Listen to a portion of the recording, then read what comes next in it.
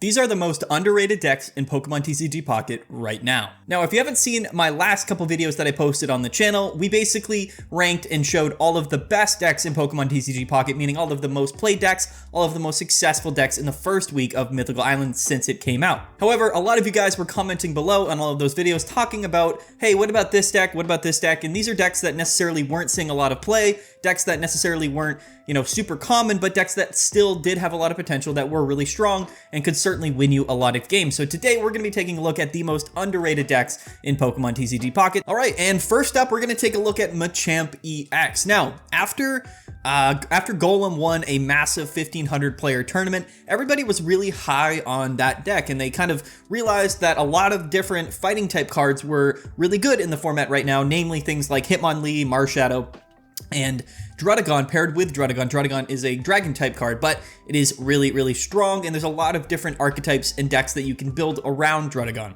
And this is kind of where Machamp fills in as well. So this is a very similar list to what we saw with Golem, that Golem list that won that massive tournament, except now in place of those 6 Pokemon to run Golem, right? Geodude, and Graveler and Golem. Now we're just running the Machop, Machoke, and Machamp line. And Machamp is actually really good, and there are some benefits to playing Machamp aside from Golem, right? And that is mainly, I would say, the energy curve of Machamp. So Golem, none of the Pokemon follow a really great energy curve. You can play Brock, so Golem attacks for 4 energies, Graveler I think attacks for 3 or 2, and then Geodude attacks for 2 energies.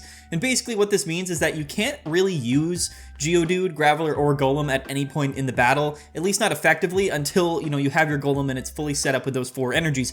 We do have Brock in the Golem deck to accelerate energies to Golem, which Machamp doesn't have, but it doesn't necessarily need, and the main reason for that is the energy curve on all of its evolution Pokemon, which is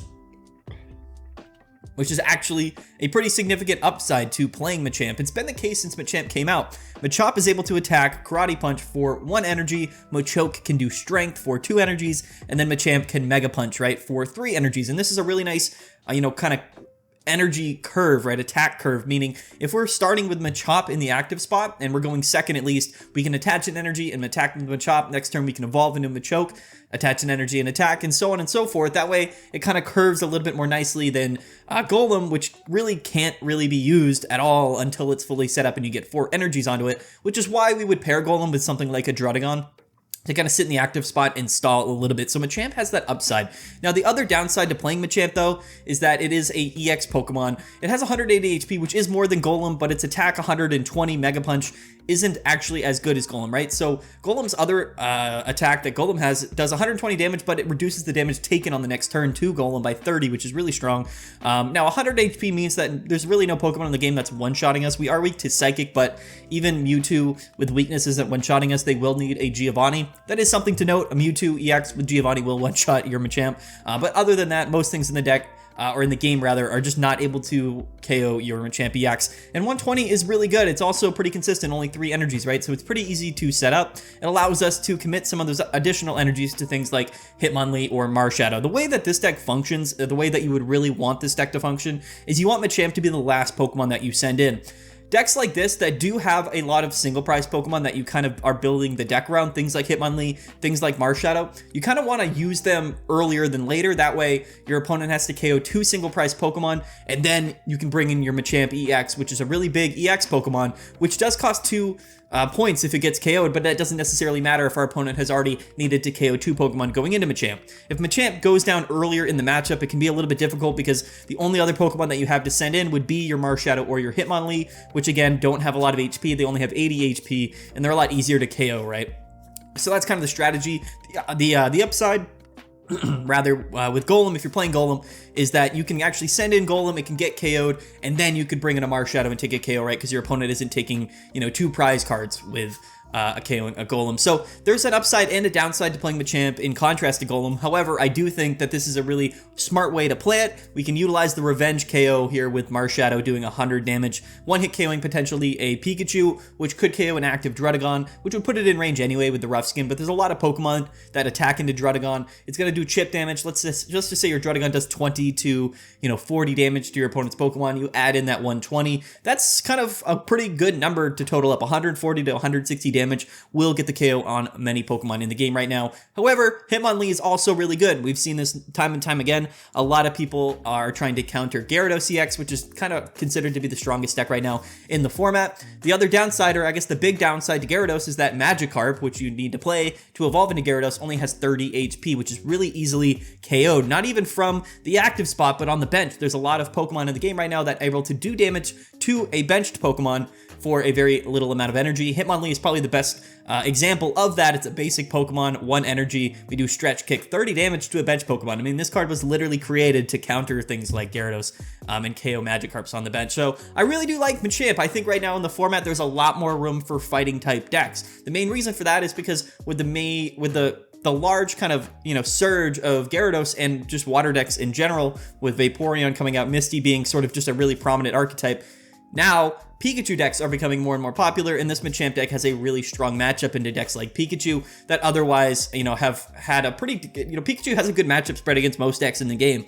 It's just really consistent. It's probably the top tempo deck in the game right now, Pikachu and Arcanine, and I think that this Machamp deck actually has a pretty good matchup against both of those tempo decks, so I really do like it. It's kind of a setup and sweep deck, but a little bit more tempo based. Marshadow and Hitmonlee gives it a lot of flexibility, so yeah, Machamp EX, very underrated, but I think in this video we're actually going to take a look at 2 or 3 different fighting type decks, because fighting type decks in general right now are very underrated. All right, next let's take a look at Dragonite EX, or not EX, sorry, just Dragonite. I don't know why I said EX, but Dragonite is a deck that a lot of people love. It's kind of a fan favorite, but it's never really found its spot in the metagame. At least yet. Now, a big reason for that is because it's pretty awkward to set up, right? It requires a water energy and a electric energy, rather, water and electric, and then 2 colorless energies, so 4 energies in total on a stage 2 Pokemon. So it can be a little bit awkward to set it up. It doesn't have that energy curve advantage, like I said with Machamp. Dratini takes 2 energies, Dragonair takes 2, or 3 rather, and then Dragonite takes 4, which makes it a little bit awkward to play on curve, which means that we kind of need something to sit in the active spot for us to build up our Dragonite and get it set up. Now, luckily, Druddigon came out in Mythical Island, and you're going to see a lot of Druddigon in this video, and a lot of Druddigon in the format, just because Druddigon is probably the best frontline Pokemon right now, at least in terms of basic, non-EX Pokemon. The rough skin ability on 100 HP Pokemon is really good. Now, the thing to consider with this deck, and just my assumption, is that we're definitely not playing fire energies, although you definitely could. It just kind of makes the deck a little bit less consistent. Now, Dragonite does have 2 colorless energies in its attack cost, which means technically you could run water, electric, and fire in this list and still get the energies you need to attach to Dragonite, but I just think it would make it a little bit less consistent. And I think most of the time we're not really going to be putting those energies onto Druddigon to attack for 90 damage. However, you could. It's not a terrible attack, but it's just one of those things where this deck really relies on you committing all of your energies to Dragonite, at least for the first 4 turns. That way you can start attacking with Draco Meteor. And I think in a format right now where there's a lot of Pokemon with a lot of HP, Dragonite might struggle a little bit. However, there's also a decent amount of smaller bench-sitting Pokemon. In Pikachu, we have things like the new Dedenne, we also have the Electabuzz, we have Pikachu, we have Raichu, but there's a lot of, Pokemon in that deck with low HP. Even Gyarados is running Greninja and Druddigon that has 100, so you can take a lot of really interesting KOs in a lot of scenarios with Dragonite. We also have 160 HP, so we're safe from getting KO'd from most things in the game right now, that being, of course, Dragonite and, not Dragonite, but Gyarados and Mewtwo, which are kind of the 2 big heavy hitters, doing 140 and 150. So any Pokemon right now that you're going to be kind of using to sweep through your opponent, as long as it has over 150 HP, it's a lot more of a safer option. Now, the other thing with Dragonite is that Mew EX can copy your attack for only 3 energies, which can be really devastating, right? So I think Mew EX is actually a decent counter to Dragonite. If you pop off with Draco Meteor and you don't win the game, if your opponent is playing Mew EX, you're going to have to take a Draco Meteor yourself, and that can be pretty difficult considering that a lot of your Pokemon, can get KO'd by it. I mean, Dragonite has a decent amount of HP and so does Druddigon, but again, your 1 or 2 of your Druddigons might go down before your Dragonite gets set up, so you're kind of banking on that Draco Meteor, but I do think that Druddigon being played with Dragonite has made this deck a little bit better, and it leaves a lot of room in the deck, right? The deck is pretty consistent, only 8 Pokemon in total. That means you're either starting with Druddigon or Dratini. You have a 50-50 chance, which makes the deck a little bit more consistent as you kind of draw through it. Now, there's no additional draw support other than Pokeball and Professor's Research just yet. However, we are able to run things like Blue in the deck atop of Leaf, Giovanni, and a lot of other really interesting cards in this deck because we're not running too many Pokemon. So I do like Dragonite. I think that this deck has the potential to absolutely pop off, and I actually think that it's a lot better now with the pairing of Druddigon. So I know a lot of people love Dragonite, and I do think that it's very underrated in the format right now. Will it become a top play deck? I don't know. We'll have to see. A lot of people are pretty high on the decks right now, right?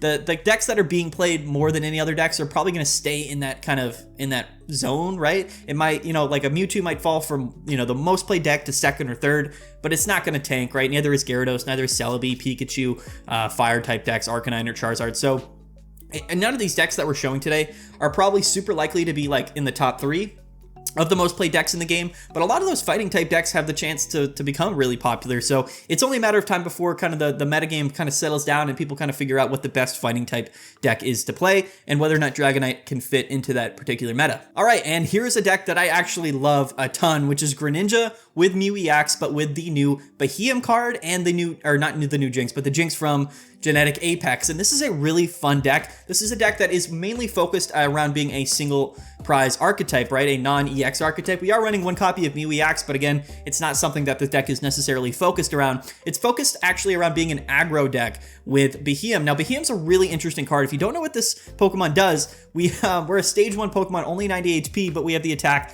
Mind Jack for only 1 psychic energy, which allows us to do 10 damage plus 30 more for each of our opponent's benched Pokemon. So if our opponent has, I think it's 30 more, yeah, it should be, it's either 20 or 30 more, I forget. But if our opponent has, of course, a full bench, Baheeyem can do a lot of damage for only 1 energy.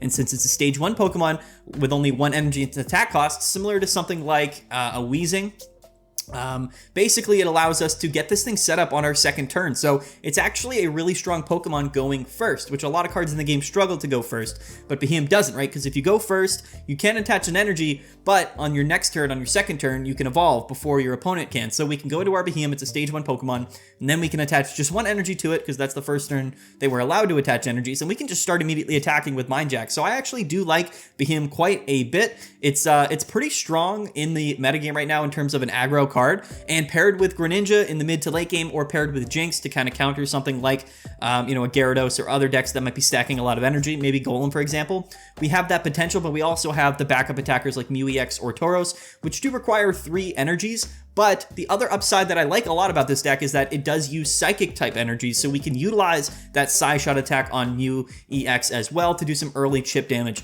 It's really good. I like this list. It's underrated. I think Baheeyem as a card is underrated. Now, whether it's best paired with the Greninja package or maybe even the Weezing package is up for debate, but I do think that this list is really fun, and I think that most single prize archetypes right now, non-EX archetypes at least, they're going to be massively underrated, because I think right now in terms of the setup sweep decks, they really rely on taking multiple prizes or multiple points in one KO, right? KOing other EX Pokemon with massive KOs, things like Mewtwo, things like, you know, Gyarados, and single prize archetypes, you know, they kind of stop your opponent. They have to take 3 KOs, which kind of opens up the room a lot of times for us to kind of sweep in and win that prize race in a really interesting way. So I like Baheeyem. I think it's a really good aggro deck. I think that Jinx is a pretty good spot right now in the meta. And in a deck like this, we have room for Mew EX and Tauros, right? That Mew EX Tauros package that I love. I really do love it. It's super versatile. Tauros is good against Pikachu. It's good against Celebi. Mew EX, good against Charizard, Mewtwo, other decks like that. So there's a lot of different attacking options. And again, I think that Baheeyem is a really great aggro card that doesn't need to invest a lot of energies into it. Similar to Hitmonlee, right? So I like this deck a lot. Even though it's not something that you would think of off the top of your head, I do think Baheeyem is actually quite a strong card right now in the format. This list is only running 1 Giovanni and only 1 Sabrina. I would maybe like to cut a Giovanni for the Sabrina. However, you know, Tauros and Mew, you know, and Jinx as well, Giovanni can be good with, but we do have our Greninja, so mid to late game, we should be able to clean up KOs.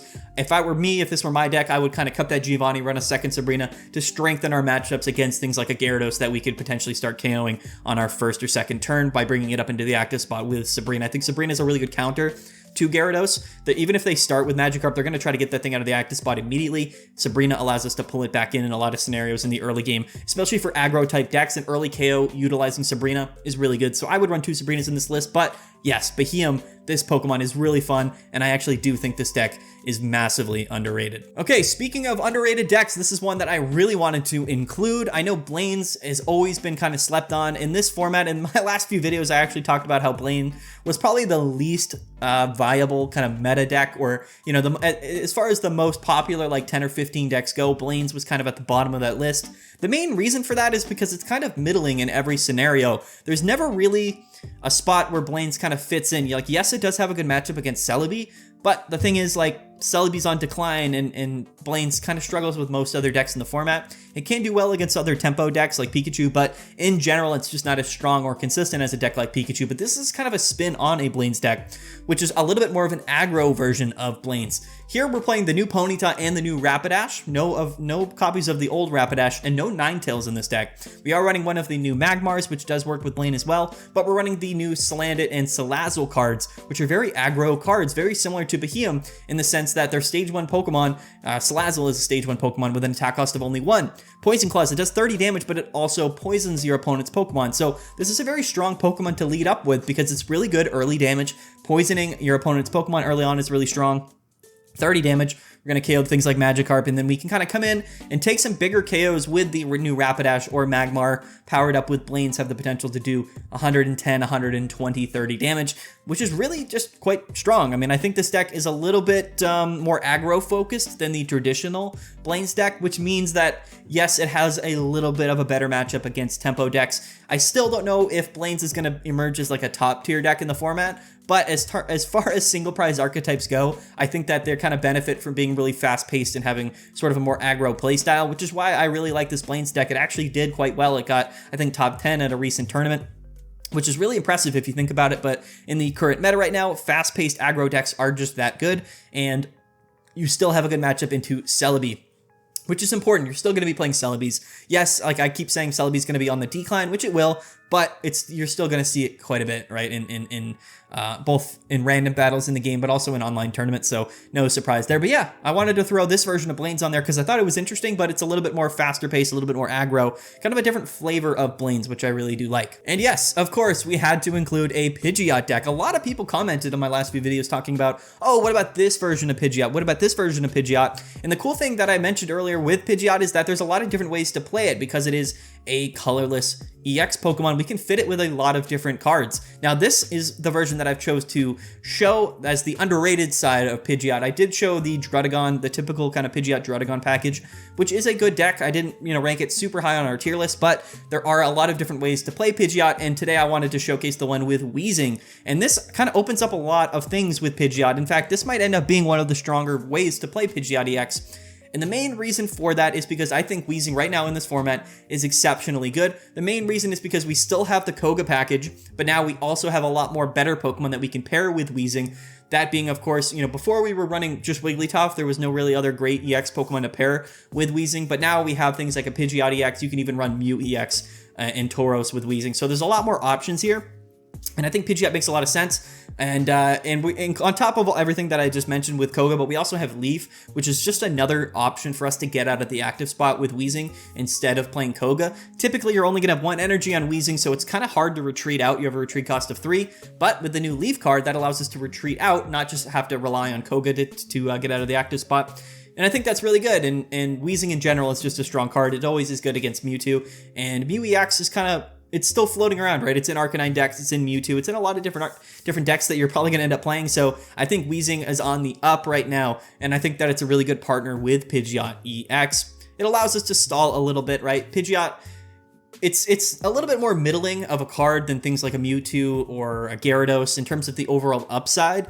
And the reason for that is just because it's not a bad Pokemon. I think Pidgeot's really cool because it's flexible and you can run it in a lot of different ways, but there isn't like, it's not inherently as powerful as other Pokemon, like Mewtwo as a basic or Gyarados as a stage 1, but it is still strong. And with Pokemon Flute, we have the ability to take some big KOs, which I do really like. So, I think that this deck has the potential to win a lot of games with Weezing. I really do. I think that Pidgeot in general is kind of underrated, but I think mainly the Weezing package is really underrated right now. So you throw them both together and you have a deck that can possibly really pop off. I mean, we've seen this deck actually do quite well as well in a few recent online tournaments, and I think it's only a matter of time before it catches on.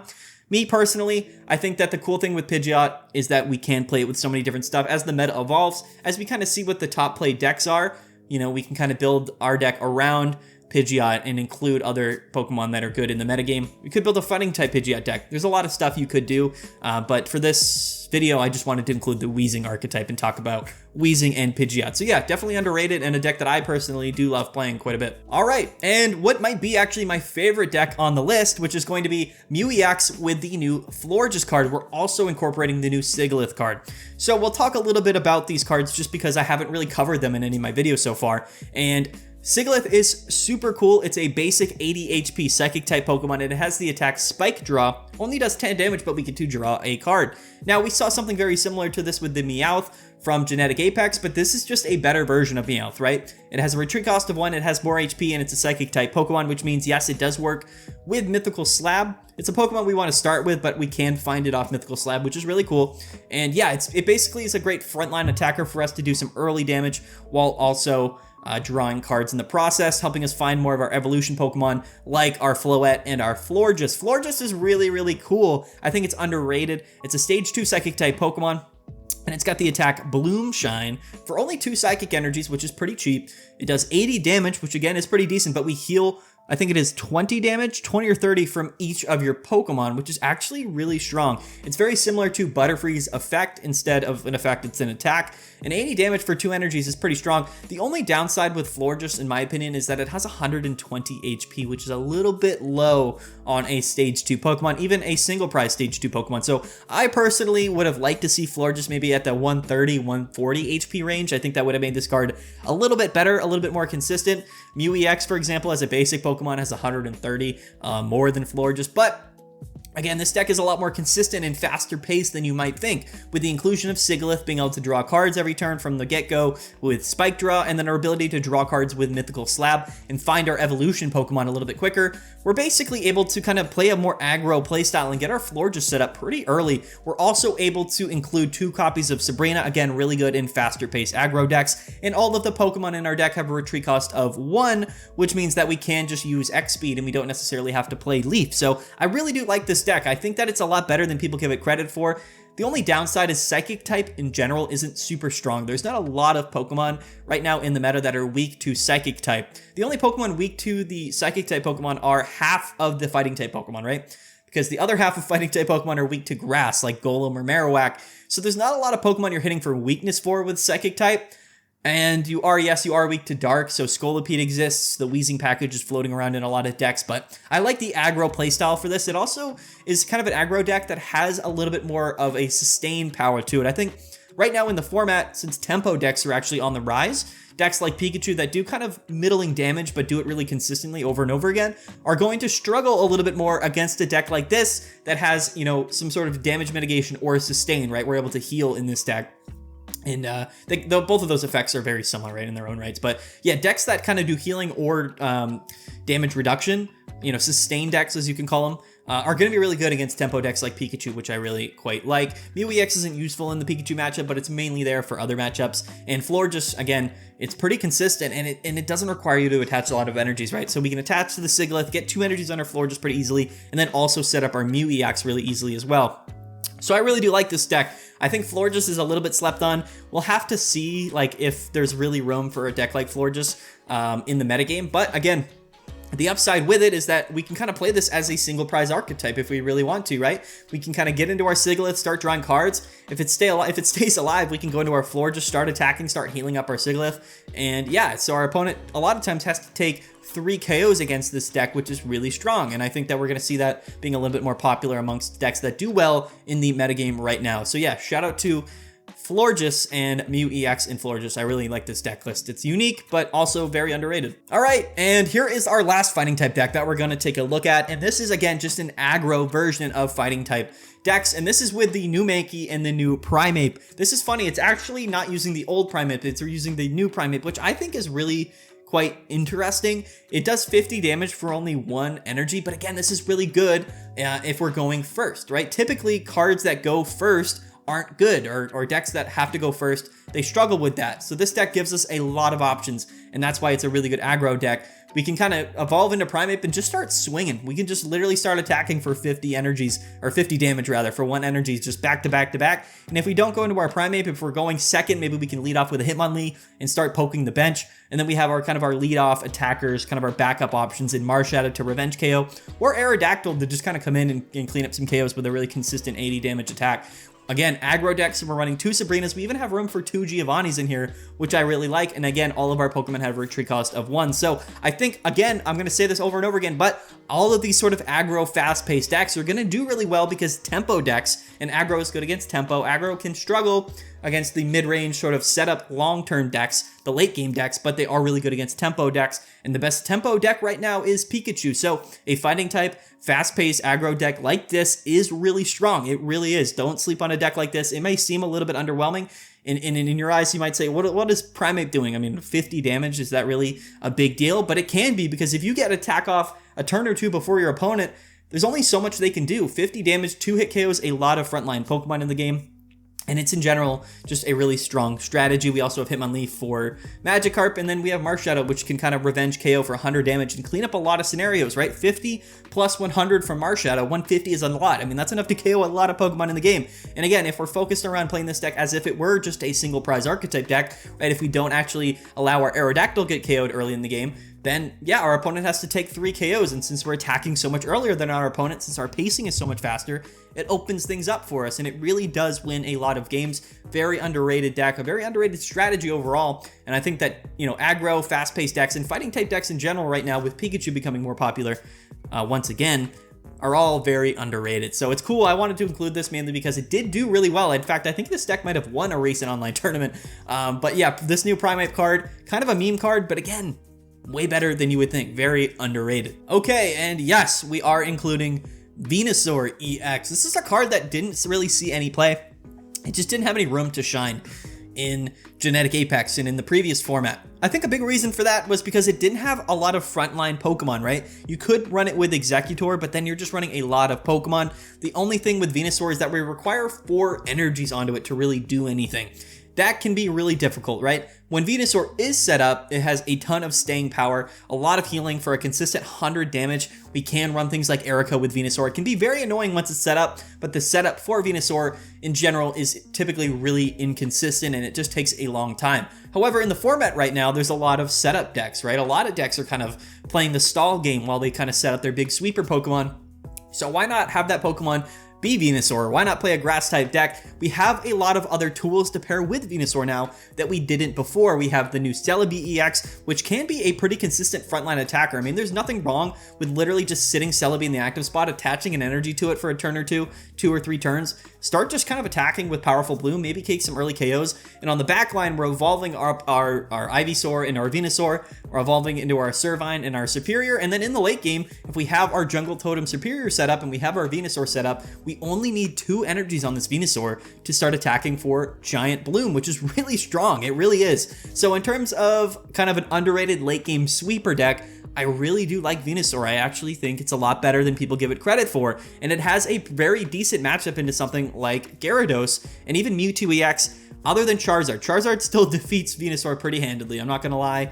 There's not much you're doing about a Charizard with 5 or 6 energies. It's just going to sweep through your team. But all things considered, I think that this deck does pretty well. I think Celebi is actually pretty good when you use it as sort of a frontline attacking option, right? As sort of a tempo card and not so much a setup sweeper card like we see a lot of times Celebi being used as. So I like this deck. I really do. I think it's underrated, and I think grass type in general decks aren't terrible right now. In fact, with all of the sort of ground/fighting type decks that we're seeing, grass is pretty good. It's just that Celebi in general, at least how we've been playing it, is a little bit underwhelming, which is totally fine. But I do actually think that Venusaur has a place right now, and it can win a lot of matchups. So if you're a big Venusaur enjoyer, hopefully you enjoyed me including in this video. But yeah, I definitely wanted to include it. It's done pretty decent actually in a few online tournaments, and it's not as bad. It's definitely not as bad as you would think it is. All right, and you know we had to do it. We had to include Alakazam. This is a deck that I think a lot of people have been commenting on in our videos recently. With the rise of Gyarados, everybody's like, oh, what about Alakazam? Just play Alakazam, just play Jinx. But you know what? It's not necessarily that simple. And again, this isn't a card that has seen a tremendous amount of play even with the rise of Gyarados. So I wanted to save it for a video like this where I'm talking about the underrated decks in the format, because I do think that Alakazam is pretty underrated, and I think a lot of you guys recognize that by commenting in the on our previous videos talking about Alakazam and Weezing, so why not throw them together? This, in fact, is probably one of the most common or, most consistent ways to play Alakazam. It allows us basically to play Dark and Psychic type energies because, again, Alakazam only has 1 Psychic energy in its attack cost. And Weezing is one of the best frontline stall attackers in the game. The whole Weezing package is really good. I've already said it before, so why not play it with Alakazam? Because Alakazam is actually one of the most underrated setup sweepers in the game right now. Kind of an anti-meta sweeper, and it's really strong, and it can KO a lot of Pokemon in the game. The only downside with Alakazam is, yes, it has 130 HP. So compared to other sort of setup sweeper decks like Golem that has 160 HP, we can struggle quite a little bit to, carry on after we take a first KO with Alakazam. It's easy to get kind of revenge KO'd. The other upside, though, with this deck is, again, no EX Pokemon, which means that, yes, even if our Weezing gets KO'd, and then we bring in an Alakazam and that gets KO'd, why not just attack with a second Alakazam, right? We're still in the game, right? Our opponent has to KO us 3 times, so there's nothing against us doing that. We can also utilize the mythical slab package in the deck, to allow us to draw extra evolution Pokemon and go into our Kadabra and Alakazam a little bit more consistently. So I think Alakazam's underrated for sure. Probably, how many times, I wonder, have I said underrated in this video? Quite a bit, but that's the whole point of the video, right? I mean, all these decks are underrated, but this deck in particular, I think Alakazam for sure. And I actually really like this. I think Alakazam with Weezing, 2 very underrated, I'm going to say it again, 2 very underrated cards and Pokemon in the deck. Throw them together and you have a deck that can beat almost anything in the format right now. Very, very strong. I think both of these cards just are a lot better than people give them credit for. So I like this deck a lot, and I wanted definitely to include Alakazam, and this is sort of the deck that I chose to showcase. Okay, and the other deck that I think a lot of people have been asking me about is Blastoise, right? Is Blastoise good? Is Blastoise underrated? I didn't really know which version of Blastoise to include in the video. So when I was looking through it, I was looking through the data, I was looking through the tournament results, I was like, are people playing Blastoise with Druddigon? That would kind of make some sense, similarly to Gyarados, as a kind of a Pokemon to kind of sit in the front line and, soak up some damage while we kind of set up our Blastoise in the back, similar again to how we play Gyarados. Or I was like, are they playing it maybe with Vaporeon and maybe Articuno or a deck like that, or maybe Starmie? I didn't necessarily know, but when I was looking through the results, this was actually the Blastoise deck that I saw that did the best in a recent online tournament. I'm sure there's other ways to play Blastoise, but again, this is just one version of the deck. I mainly just want to talk about Blastoise as a card, which is, I think, pretty underrated right now. Blastoise was good last format, but again, we lacked a great frontline Pokemon to use. Misty still exists. Leaf exists now to help different Pokemon get in and out of the active spot, so it kind of made a lot of sense. I was like, listen, Blastoise isn't a bad Pokemon. 100 HP is a lot, and yes, Blastoise has the ability to do 160 damage for 5 energies, but we do 100 for 3, which is a little bit mediocre, I'm not gonna lie. Most, Stage 2 EX Pokemon do more damage for 3 energies, but we have that ability to do 160 for 5. And I think that in decks right now and in a format right now that is a little bit slower, it's a little bit more stall, setup, and sweep based, why not play Blastoise? It's a really effective setup sweeper, and I actually quite like it. This was just the list I saw. I thought it was interesting that we're playing it with Starmie. I don't necessarily know what the upside with that is. It does seem like this deck maybe relies on flipping heads with Misties more often than not. But I guess the idea here is that we can kind of bounce maybe 1 or 2 Misty in the active spot. And then if one goes down, hopefully we can just bring into our Blastoise and live at least 1 or 2 hits, right, with that massive HP pool, while potentially sweeping our opponent if we do have those 5 energies on Blastoise. The other thing I do like about Blastoise is it does 180 to Charizard. There's not many Pokemon in the game that can one-hit KO a Charizard EX. So, yeah, it's one of the unique aspects, right? Blastoise and Charizard can one-hit KO each other. No other deck in the game can one-hit KO either of those Pokemon, so I just thought that was kind of interesting, at least. But yeah, Blastoise, is it underrated? I actually think so. Will it become a top meta deck right now? Probably not. As far as water-type decks go, again, Gyarados exists. Even aggro decks like Starmie, Articuno with Misties are pretty... still pretty prevalent, so I don't see Blastoise becoming the most popular deck in the game, but in a format right now, especially if Pikachu seems to, or if Pikachu declines a bit as fighting type decks come up, more aggro fighting type decks, we could see this Blastoise deck do well. In fact, it actually kind of makes a lot of sense if you think about it. In a metagame with less Pikachu, less Gyarados, and more kind of aggro fighting type decks, the Starmie package along with Blastoise gives the deck kind of a pretty consistent frontline, tempo-based, attacker with Starmie, as well as sort of a backup sweeper in Blastoise. And I quite like it, in fact. So here we go, Blastoise EX. Underrated? Who knows? I think so. And it's definitely not terrible, at least. So there we go. Shout out to Blastoise. All right, guys, that has been my list of the best, most underrated decks in Pokemon TCG Pocket right now. Did I miss any? Is there any deck that you wish I included? Any decks that I didn't talk about today that you think is very underrated? Comment below. I'll be sure to include it in a future video. But anyway, guys, thank you so much for watching. I really appreciate it. The support has been absolutely incredible over the last few days, the last few weeks of making Pokemon TCG Pocket videos, so I really appreciate it. Don't forget to like the video, and don't forget to hit the subscribe button. A lot of you guys have been coming back and watching my videos, but you haven't necessarily subscribed to the channel yet, so if you could take the time and subscribe, that would really mean a lot to me, and it would help out the channel a lot. So anyway, thank you guys so much for watching. We'll catch you guys next time. Peace out.